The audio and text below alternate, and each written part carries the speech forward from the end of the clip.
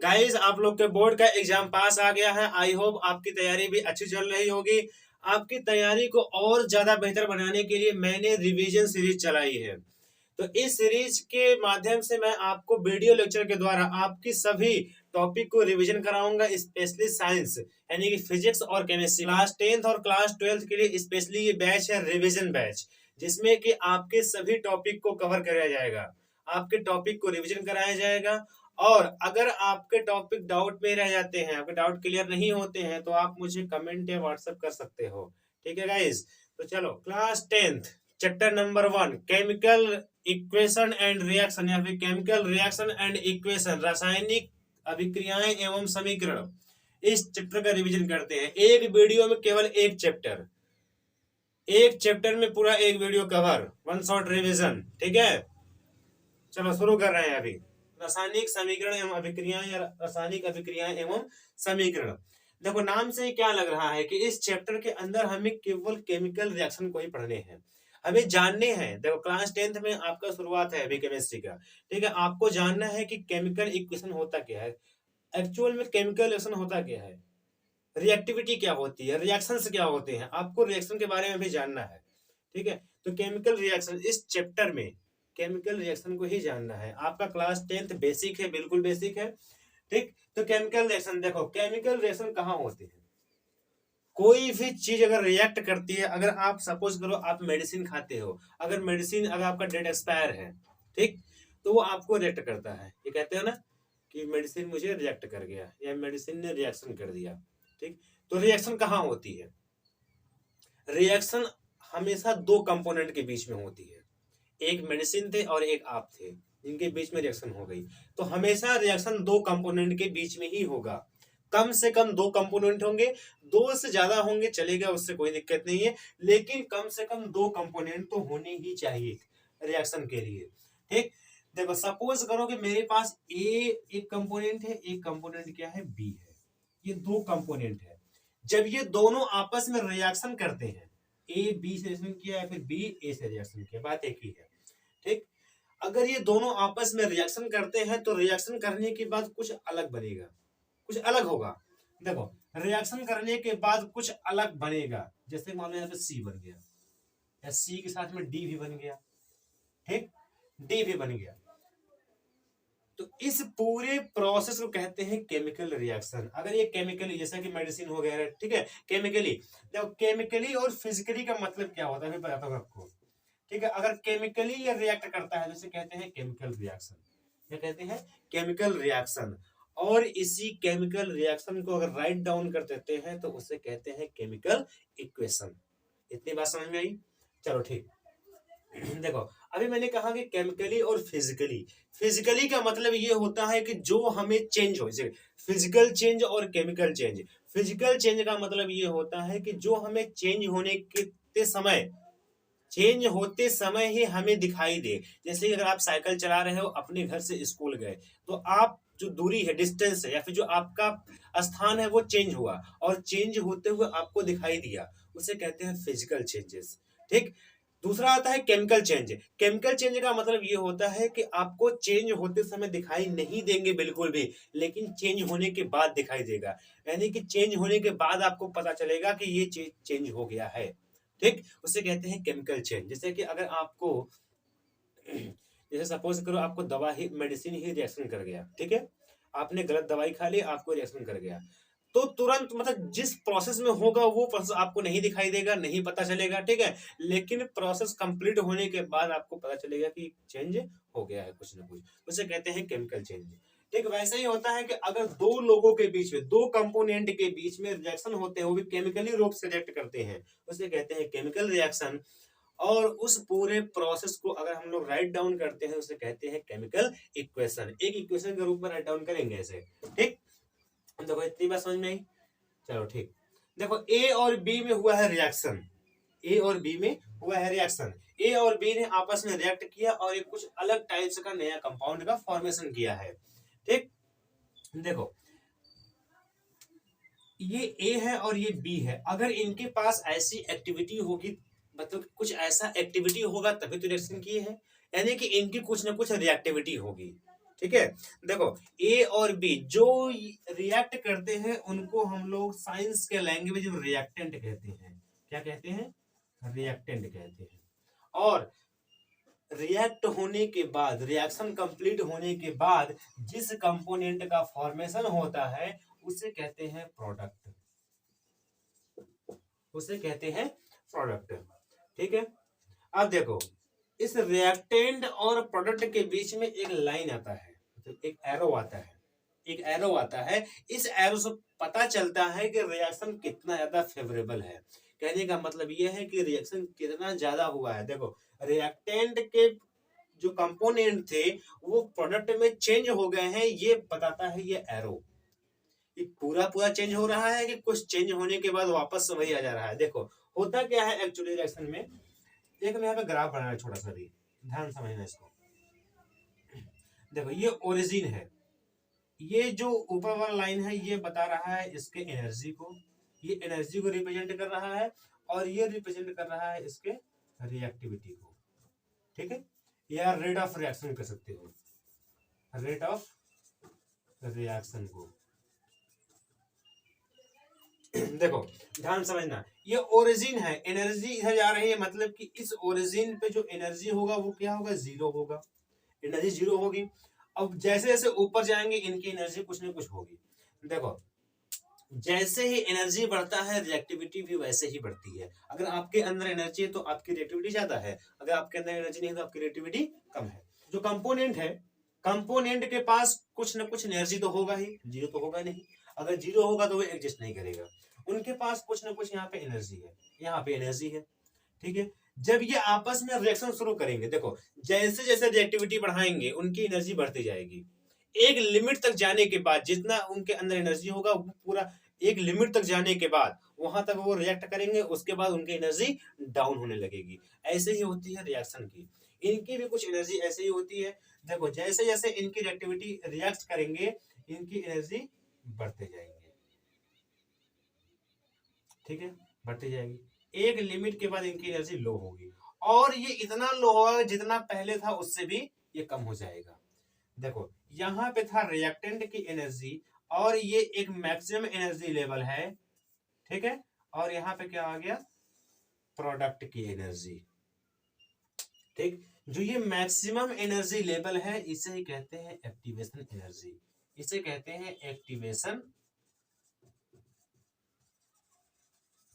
Energy. इतनी बात समझ में आई? इसे कहते हैं एक्टिवेशन एनर्जी।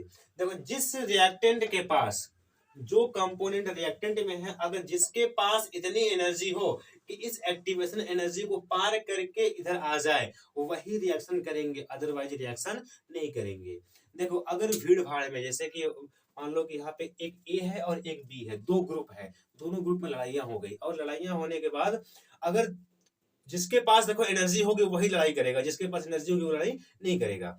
तो वैसे ये भी है, जब इनके पास एनर्जी था, मतलब इस एक्टिवेशन एनर्जी को पार करने के लिए इनके पास क्षमता है, तब तो ये रिएक्शन करेंगे, अदरवाइज रिएक्शन नहीं करेंगे। ठीक, देखो तो सभी मॉलिक्यूल रिएक्शन में पार्टिसिपेट नहीं करते, पार्टिसिपेट तो सब करेंगे लेकिन सभी मॉलिक्यूल रिएक्ट नहीं करते हैं एक दूसरे से।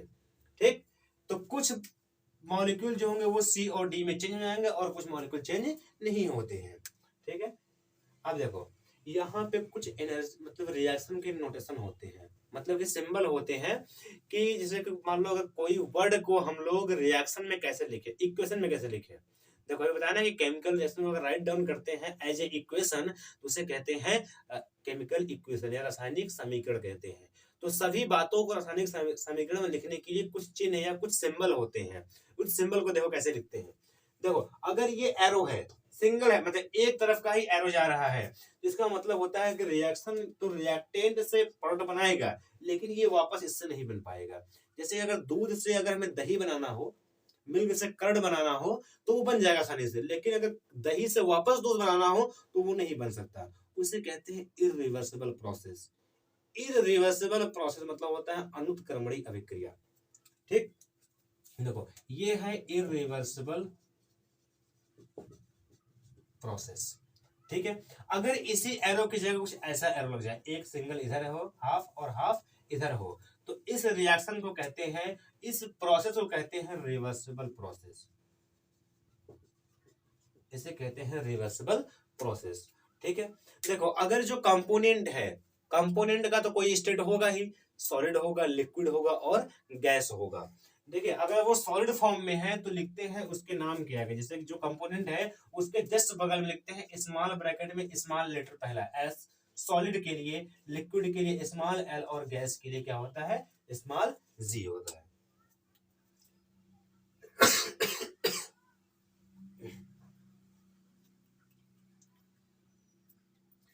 ठीक है, देखो अब अगर कोई भी मान लो कि सॉलिड है उसका हम एक्वस सॉल्यूशन बनाते हैं तो एक्वस के लिए लिखते हैं ए और क्यू, स्मॉल ए और स्मॉल क्यू लिखते हैं, एक्वस मीडियम के लिए होता है। ठीक, अगर रिएक्शन कंप्लीट होती है, रिएक्शन कंप्लीट होने के बाद पीपीटी यानी कि प्रेसिपिटेट, कुछ ऐसा पार्ट है जो जाके कि बर्तन के तली में बैठ जाए, उसे कहते हैं प्रेसिपिटेट। अगर प्रेसिपिटेट बनता है, किसी भी कंपाउंड का प्रेसिपिटेट बनता है तो उस कंपाउंड के जस्ट बगल में नीचे की साइड एरो लगा देंगे, इसका मतलब होता है कि प्रेसिपिटेट बना। देखो लिख लो यहाँ पे, ये होता है सॉलिड के लिए, ये होता है लिक्विड के लिए, और ये होता है गैस के लिए, और ये होता है एक्वस मीडियम के लिए। एक्वस मीडियम को हिंदी में कहते हैं जली विलयन। ठीक, अब देखो ये कहां बनेगा, जब पीपीटी बनेगा यानी कि अवक्षेप बनेगा जब, तब उसके लगाते हैं नीचे की ओर एरो। अगर किसी भी कंपाउंड या फिर कोई कंपाउंड रिएक्शन होते समय गैस बन के बाहर निकल रही है, गैस बन के बाहर निकल रही है तो उसके जस्ट बगल लगाते हैं ऊपर की ओर, मतलब कि गैस रिलीज हो रहा है, फिर गैस का बाहर निकलना, गैस का बाहर निकलना होता है गैस रिलीज होना। ठीक है, इतनी बात हो गई। अगर ये एसिडिक मीडियम है तो स्मॉल ए, बेसिक मीडियम है तो स्मॉल बी लगा सकते हो, या फिर ऐसे लगाते हैं पी के ए, एसिडिक मीडियम के लिए, बेसिक मीडियम लगाते हैं पी के बी लगाते हैं एसिडिक मीडियम के लिए। ठीक है, तो ये सब जो थे। और एक चीज यहाँ पे और, अगर रिएक्शन को हीट करना पड़ जाए, रिएक्शन को हीट करना पड़ जाए तो हीट के लिए इसी एरो के ऊपर, जो ये एरो चाहे रिवर्सिबल का हो चाहे इरिवर्सिबल का हो, इस एरो के ऊपर लगाते हैं ट्रायंगल का सिंबल, इसे कहते हैं हीट करना या गर्म करना। ठीक, अगर रिएक्शन को हीट नहीं करना है, सनलाइट के पोजीशन में रखना है, सूर्य के प्रकाश में, तो इसके जस्ट बगल में लगाते हैं एच न्यू।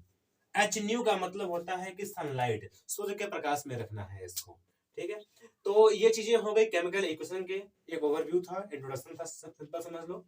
ठीक है, तो इन चीजों में से अगर आपको जो चीजें नहीं लगती हो, जो आपके लिए यहाँ पे न्यू हो, तो आप इसे राइट डाउन कर लो कॉपी में फटाफट से।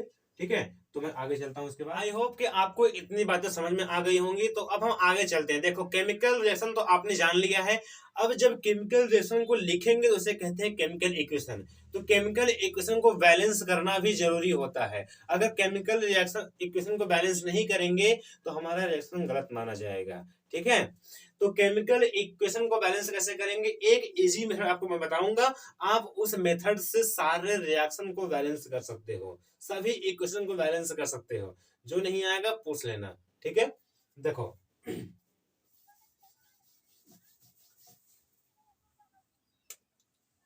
ये है NaOH, sodium hydroxide, react with H2SO4, react with H2SO4 to give Na2SO4 sodium sulphate and, और क्या बनेगा, देखो Na2SO4 हो गया, यहाँ पे बचेगा OH, यहाँ से बचेगा H, बन जाएगा यहाँ पे H2। इतनी बात समझ में आई। अब इसको बैलेंस करना है, देखो कैसे बैलेंस करेंगे। एक ऐसे लाइन खींचो, यहाँ पे होगा LHS और इधर लिखो RHS, इसका मतलब left hand side right hand side, ये है लेफ्ट हैंड साइड और ये है राइट हैंड साइड। देखो एक बात तो तय है, ये क्लियर बात है कि जो जो मॉलिक्यूल, जो एटम या एलिमेंट इधर होंगे वही एटम और एलिमेंट उधर भी होंगे, ना इधर कोई एक्स्ट्रा एलिमेंट होगा ना उधर कोई एक्स्ट्रा एलिमेंट होगा, सब में एलिमेंट सेम होंगे। हाँ, उनके नंबर्स कम या ज्यादा हो सकते हैं।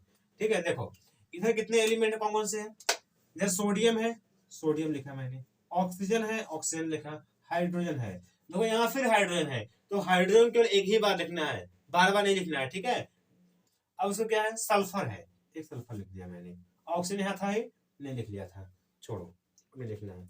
अब इनकी गिनती को काउंट करना है। देखो यहाँ पे इस लेफ्ट साइड में टोटली इसमें भी कुल कितने सोडियम लगे हैं। देखो यहाँ पे केवल सोडियम एक है, इधर सोडियम नहीं है, तो लेफ्ट साइड में केवल ओनली 1 सोडियम। ऑक्सीजन कितने हैं, 1 यहाँ पे 4 यहाँ पे, 4 1 5।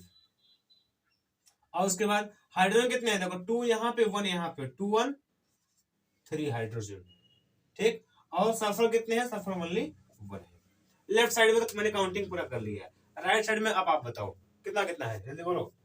देखो सोडियम यहाँ पे कितने हैं राइट साइड में, राइट में सोडियम 2 है, तो यहाँ 2 लिखो। ऑक्सीजन कितने हैं, 4 यहाँ पे 1 यहाँ पे 5, तो ये तो बराबर है।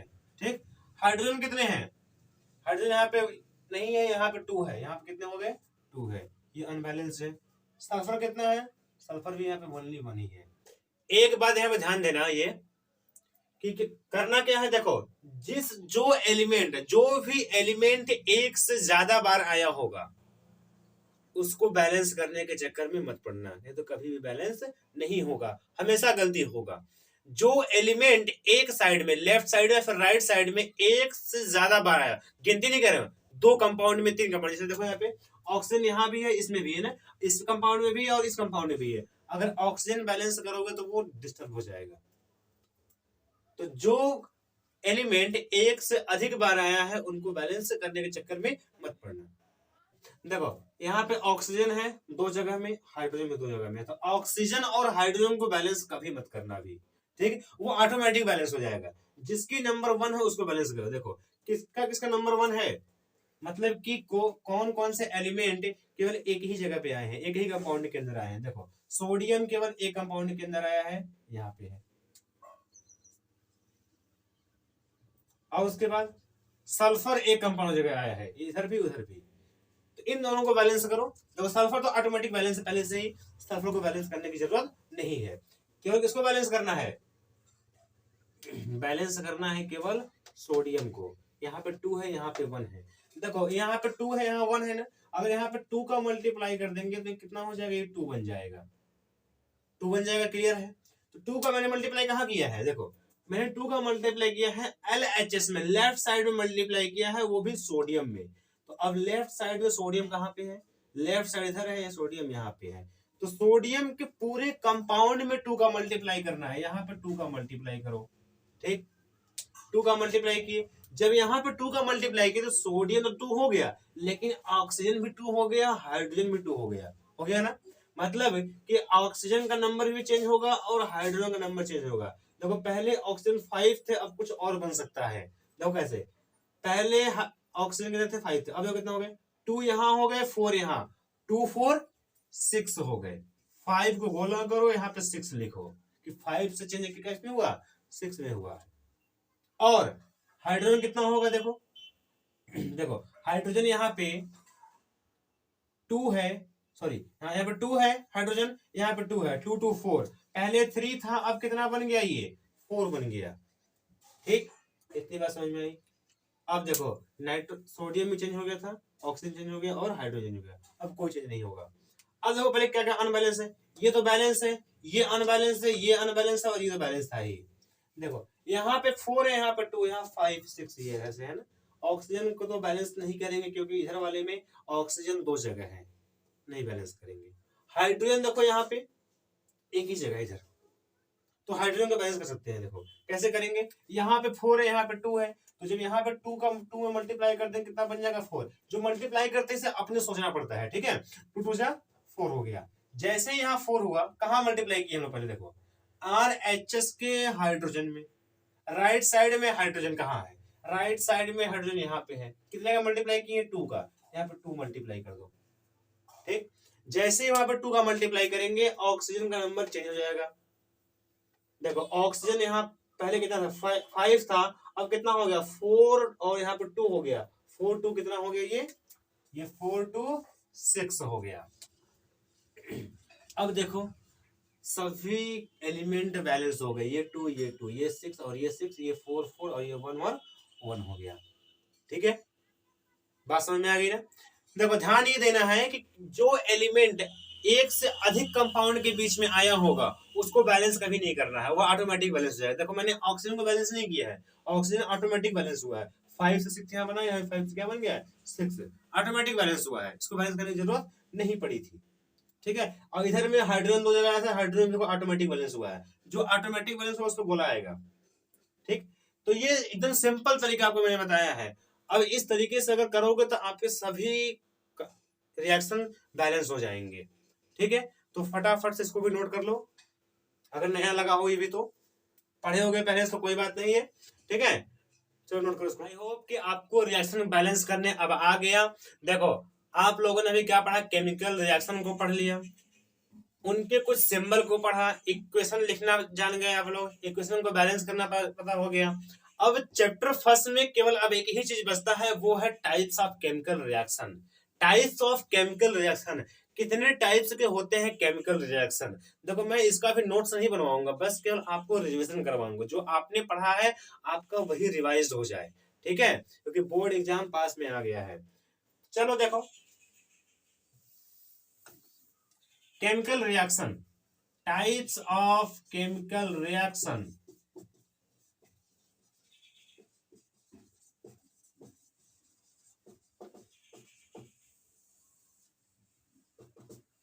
टाइप्स ऑफ केमिकल रिएक्शन, कितने टाइप्स के होते हैं केमिकल रिएक्शन। रासायनिक अभिक्रियाओं के प्रकार, पहला होता है कॉम्बिनेशन रिएक्शन, पहला होता है कॉम्बिनेशन रिएक्शन। दूसरा होता है decomposition reaction, decomposition reaction second होता है। थर्ड होता है displacement reaction, displacement reaction. Four होता है रेडॉक्स रिएक्शन। देखो ये चार रिएक्शन है, ये इनके रिएक्टिविटी और कंपाउंड के बेस पे है इनके टाइप्स, कॉम्बिनेशन, डीकंपोजिशन और डिस्प्लेसमेंट और रेडॉक्स रिएक्शन। दो अलग से आते हैं 5 और 6, जो कि इनके एनर्जी के बेस पर है। पहला होता है एक्सोथर्मिक, दूसरा होता है एंडोथर्मिक। कॉम्बिनेशन का मतलब होता है कंबाइंड होना, इसमें दो या दो से अधिक जो कंपाउंड होंगे या मॉलिक्यूल जो होंगे वो कंपाउंड कंबाइंड होकर केवल ओनली वन प्रोडक्ट का, ओनली वन प्रोडक्ट का फॉर्मेशन करेंगे। ठीक है, केवल ओनली वन। जितने रिएक्टेंट में ढेर सारे मॉलिक्यूल होंगे, ढेर सारे कंपाउंड होंगे, लेकिन राइट साइड में, प्रोडक्ट के साइड में केवल ओनली वन कंपाउंड होगा, उसे कहते हैं कॉम्बिनेशन रिएक्शन। ठीक, दूसरा आता है डीकंपोजिशन रिएक्शन। डीकंपोजिशन का मतलब होता है डिकम्पोज होना, ब्रेक होना। ठीक है, ब्रेक होना। इसमें रिएक्टेंट में केवल एक कंपाउंड होगा, वो कंपाउंड ब्रेक होकर के दो या दो से ज्यादा कंपाउंड का फॉर्मेशन करेगा, उसे कहते हैं डीकंपोजिशन रिएक्शन। डीकंपोजिशन होता है, देखो एक हीट के प्रेजेंस में कैसे ब्रेक करेंगे कंपाउंड को, देखो या तो कंपाउंड को गर्म कर दो तब ब्रेक हो जाएगा, या फिर उस कंपाउंड को सनलाइट के प्रेजेंस में रख दो तभी वो ब्रेक हो जाएगा। देखो एक थर्मल के केस में मतलब कि थर्मल डीकंपोजिशन होता है, दूसरा होता है फोटोकेमिकल डीकंपोजिशन, सनलाइट के प्रेजेंस में फोटोकेमिकल। तीसरा होता है इलेक्ट्रिक करंट के प्रेजेंस में, इलेक्ट्रिक करंट के प्रेजेंस में ब्रेक करना है उसको।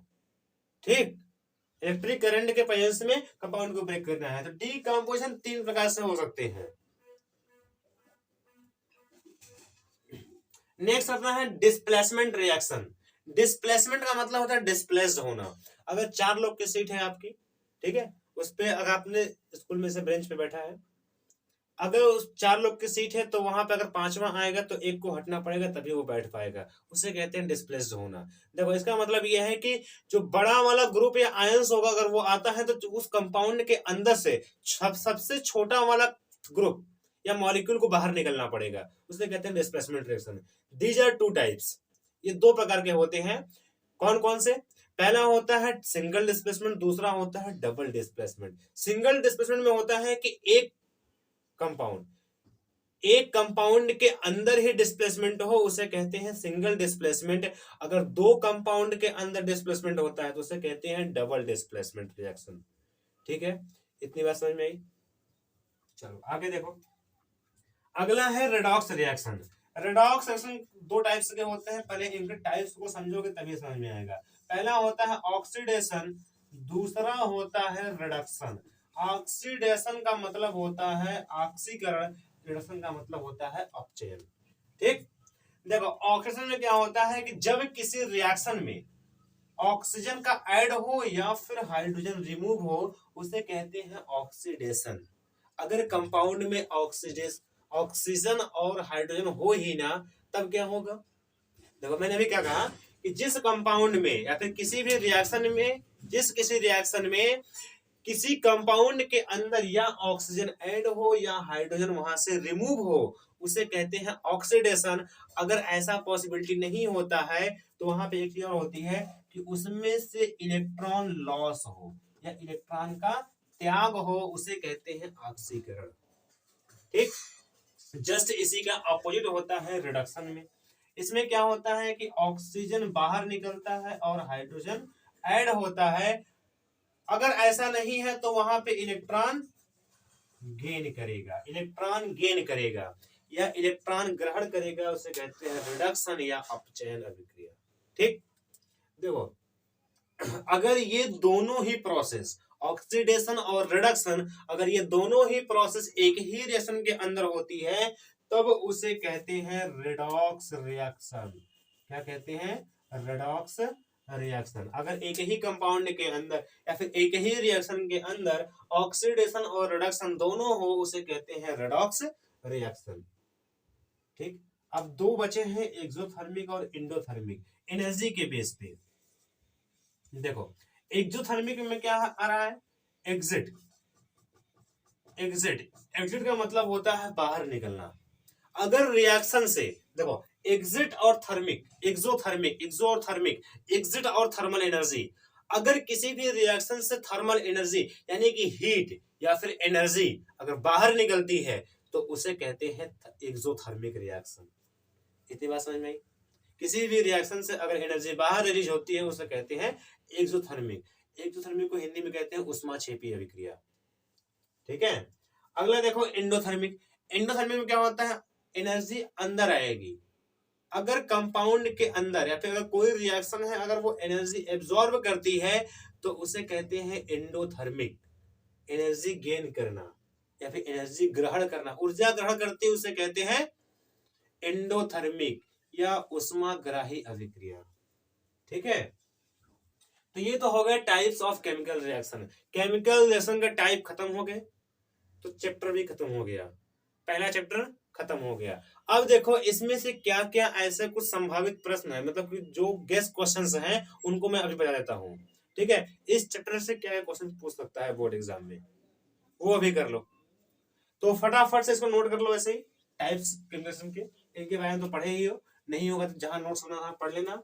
अगर तब भी नहीं मिलेगा तो आप मुझे कमेंट करना या फिर व्हाट्सएप पे बताना, तो मैं आपको दे दूंगा इसका कंटेंट। ठीक है, चलो इसको फटाफट से टॉपिक नोट कर लो इसका। चलो गाइस देखो, आपने पूरा चैप्टर 1 शॉर्ट रिवीजन कर लिया, चैप्टर फर्स्ट।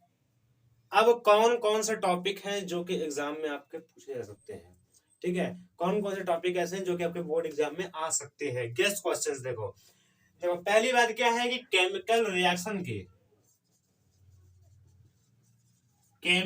रिएक्शन का डेफिनेशन पूछ सकता है, इसका डेफिनेशन पूछेगा, परिभाषा पूछेगा। ठीक है, रासायनिक अभिक्रिया की परिभाषा पूछेगी। दूसरा होता है कि रिएक्शन को बैलेंस करना, रिएक्शन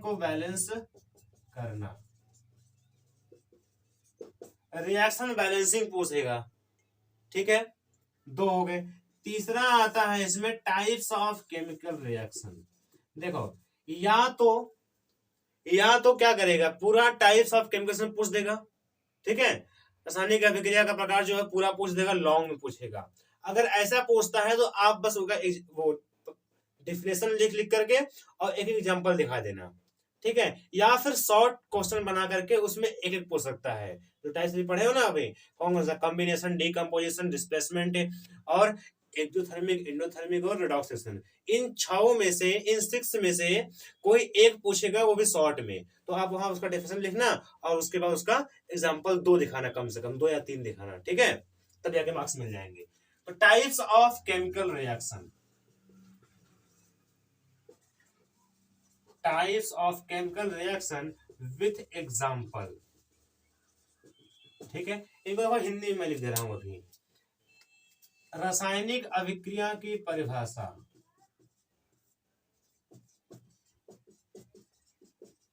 रासायनिक अभिक्रिया की परिभाषा, यहाँ पे अभिक्रिया को बैलेंस करना,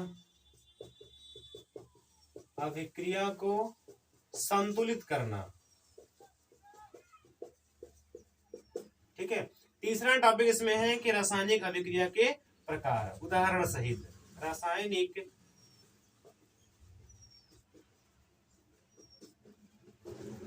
अभिक्रिया के प्रकार, उदाहरण सहित, ठीक है। तो ये 3 ही गैस क्वेश्चन इस चैप्टर से बन सकते हैं, ठीक है। तो इस क्वेश्चन को नोट कर लो। क्लास समझ में आ गए होंगे, पूरी क्लास में रिवीजन पूरा हो गया होगा आपका। अगर नहीं समझ में आया होगा तो आप कमेंट करके पूछना, मैं आपको जरूर इसका आंसर फिर से दूंगा, ठीक है। क्लास अच्छी लगी हो तो सब लोग के साथ जरूर शेयर कर देना, ठीक। चलो, अगर हम आपके लिए इतनी मेहनत कर रहे हैं तो आप भी मेरे लिए बस स्टूडियो से मेहनत कर दो कि आप क्लास को शेयर करो और लाइक और सब्सक्राइब जरूर कर देना। चलो, मिलते हैं अब नेक्स्ट चैप्टर के साथ नई वीडियो में। धन्यवाद।